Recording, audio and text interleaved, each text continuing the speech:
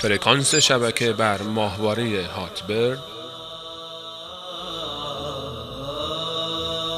و بر ماهواره نایل سات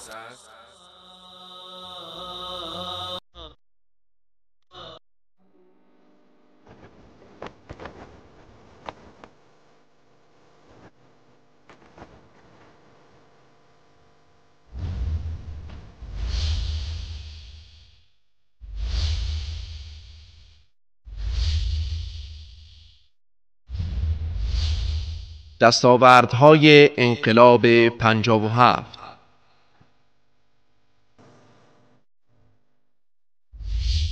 پس از گذشت تنها 34 سال از پیروزی انقلاب مردم ایران بر علیه نظام پادشاهی پهلوی در بهمن ماه سال 1357 هجری خورشیدی، بسیاری از تحلیلگران بر این باورند این انقلاب نارس که از مسیر خود به طور کلی خارج شد و طعمه انقلاب دزدان گشت، زمینه را برای ظهور انقلابی کاملا متضاد و با اهداف و آرمانهای متفاوت مساعد نموده است.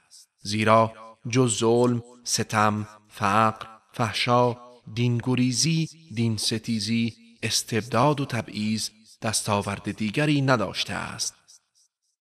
از سوی دیگر برخی از کارشناسان بر این نظرند که این حرکت خودجوش مردمی در بهمن ماه 57 به پیروزی رسید تا تولد حکومتی جمهوری و اسلامی به رهبریت آیت الله خمینی را به ارمغان آورد و ملت ایران را از قرنها وابستگی به بیگانه و ذلت در برابر خودی برهاند و علاوه بر استقلال و اقتدار ملی دستاوردهای بیشمار دیگری نیز داشته است.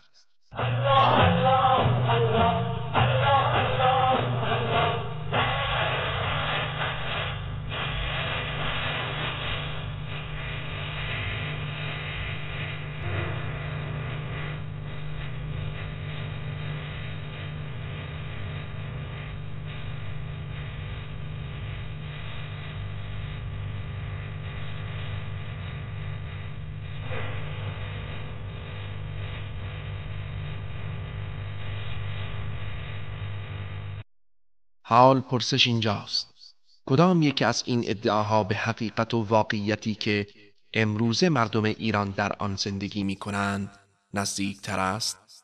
کدامین گروه صادق ترند؟ آن که می گوید از مهمترین دستاوردهای این انقلاب استقلال، آزادی، عدالت، خودکفایی، اقتدار ملی، حقیقت طلبی و عدالت خواهی و پیشرفت روزافزون در زمینه‌های مختلف اعم از علم و فناوری، فرهنگ، اقتصاد، تکنولوژی، هنر و ورزش و غیره بوده است؟ آیا این گروه صادق ترند یا آنان که میگویند فقر و گرانی، فحشا، استبداد، خفقان، تبعیض، دینگریزی و مذهب ستیزی، سقوط اخلاق و ارزش‌ها و عقب افتادگی و پسرفت در تمامی عرصه‌ها از مهمترین دستاوردهای این انقلاب به شمار می رود؟ سخن چه کسانی را بپذیریم؟ آنان که تا دیروز به این مردم وعده سفره‌ای پر از پول نفت و گاز و خانه‌ای بدون هزینه برق و آب می‌دادند را، نه علاوه بر این که زندگی مادی شما را می‌خواهیم مرفه بشد، زندگی معنوی شما را هم می‌خواهیم مرفه باشد. دلخوش نباشید که مسکن فقط می‌سازیم، آب و برق را مجانی می‌کنیم، اتوبوس را مجانی می‌کنیم. دلخوش به این مقدار نباشید. معنویات شما را، روحیات شما را عظمت میدیم. شما را به مقام انسانیت بیرسانیم. یا دستان پر التماس کودکان خیابانی گرسنه و انگشتان پینه بسته کارگران محتاج و ناموس به تاراج رفته دختران جوان و نیازمند ایرانی را. تو از خواب بلند شدی مامان چی داد بهت خوردی؟ پنیر خوردی؟ نهار چی خوردی؟ پنیر خوردی؟ دیشب یادت شام چی خوردی؟ دیشب که هوا تاریک شده بود، شب شده بود، مثل الان می‌خواستی بخوابی، چی خوردی؟ هیچی نخوردی؟ گشنت بود دیشب؟ به مامانم گفتی گشنته؟ آره؟ چی گفت مامان؟ گفته چی گفت؟ گفته بدنم جور بادن بومید. گفت اگه بعدن آوردن یه چیزی بهت میدم بخوری؟ ولی تو خوابت بود؟ صبح بلند شدی گشنت بود داره؟ نون و پنیر خوردی؟ نونو کی آورده بود براتون؟ همجا همسایه ها؟ پنیر کی داد بهتون؟ همجا کی؟ همسایه ها؟ ما پنیر خوردیم. نون پنیر خوردی؟ صبحونه چی خوردی؟ صبحونم نون و پنیر. من نه پول ندارم کنو بگیرم، نه پول دارم نه تیره بودم. از همسایه میگیرم، یه همسایه میگیرم بخوره، همسایه هم کمک بکنه. ایجاد نیست به من کمک کنه، ایجاد نیست پشت من هسته، ایجاد ندارم. آنان که تا چند صباحی پیش مدینه فاضله نبوی و عدل کم نظیر علوی را در اذهان این ملت تجسم می نمودند را باور کنیم، یا رسوایی های پی در پی اخلاقی روحانی نمایان حکومتی و غارت های نجومی دولت مردان نظام ولایت فقیه را، و یا حنجره های بداراویخته فرهیختگان و آزاداندیشان و موحدان این سرزمین را. به راستی که راست میگوید آنکه مدعی حفظ ذخایر زیرزمینی و جلوگیری از غارت آنها توسط بیگانگان، مبارزه با اسراف و تبذیر و سوء استفاده از بیت المال توسط خاندان شاهنشاهی، توجه به روستاها و تقویت و گسترش مراکز آموزشی، اقتصاد مقاومتی و پویا به جای اقتصاد وابسته، قدرت برتر خاورمیانه و برقراری نظام مردم سالار و حضور مردم در صحنه‌های مختلف است.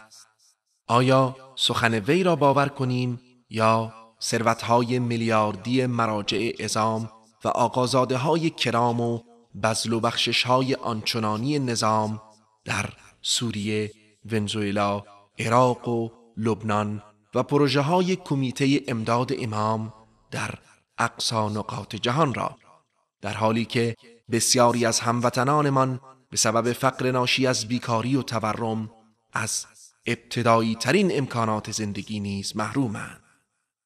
آنان که نوید آزادی ادیان، اندیشه و بیان و مساوات و رعایت حقوق اقلیت‌های قومی و مذهبی را می‌دادند و می‌دهند راستگوترند، یا فریاد تبعیض‌های اعمال شده بر علیه میلیون‌ها شهروند کرد، بلوچ، عرب و ترکمن و حقوق پایمال شده غیر خودی‌ها، سنی‌ها، مسیحی‌ها، دراویش و غیره را.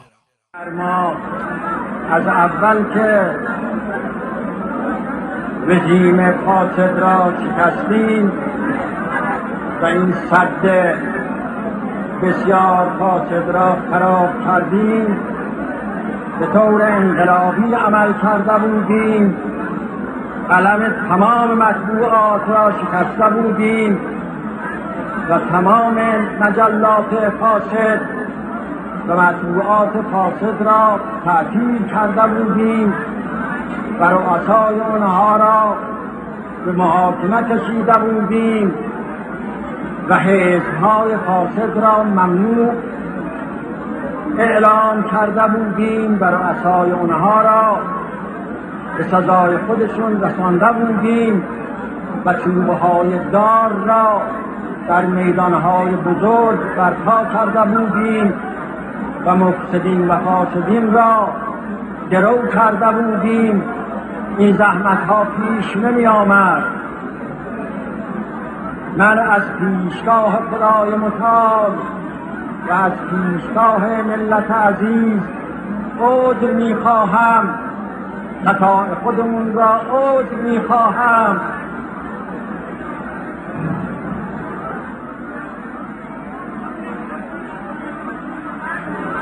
ما مردم انقلابی نبودیم.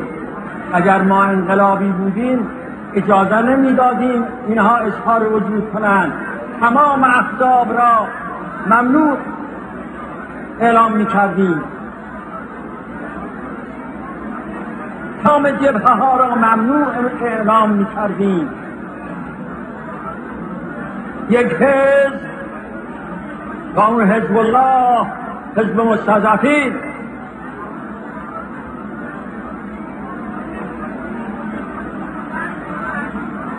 و من توبه می کنم از این اشتباهی که کردم.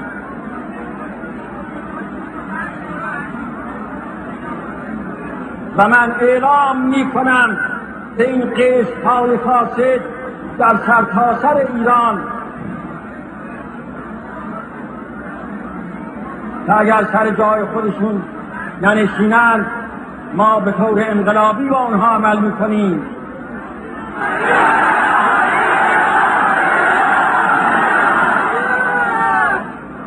مولای ما امیرالمومنین سلام الله علیه، اون مرد نمونه عالم، اون انسان به تمام معنا انسان، اون که در عبادت اونطور بود و در زهد و تقوا اونطور و در رحم و مروت اونطور و با مستضعفین اونطور بود،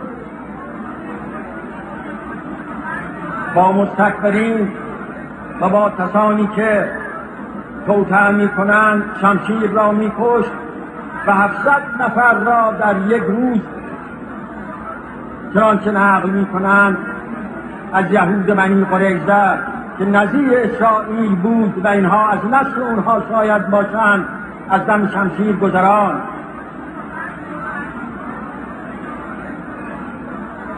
خدای تبارک و تعالی در موضع عفو و رحمت رحیم است و در موضع انتقام انتقام جو. امام مسلمین هم اینطور بود، در موقع رحمت رحمت و در موقع انتقام انتقام. ما نمی ترسیم از این که در روزنامه های سابق، در روزنامه های خارج از ایران برای ما چیزی بنویسند.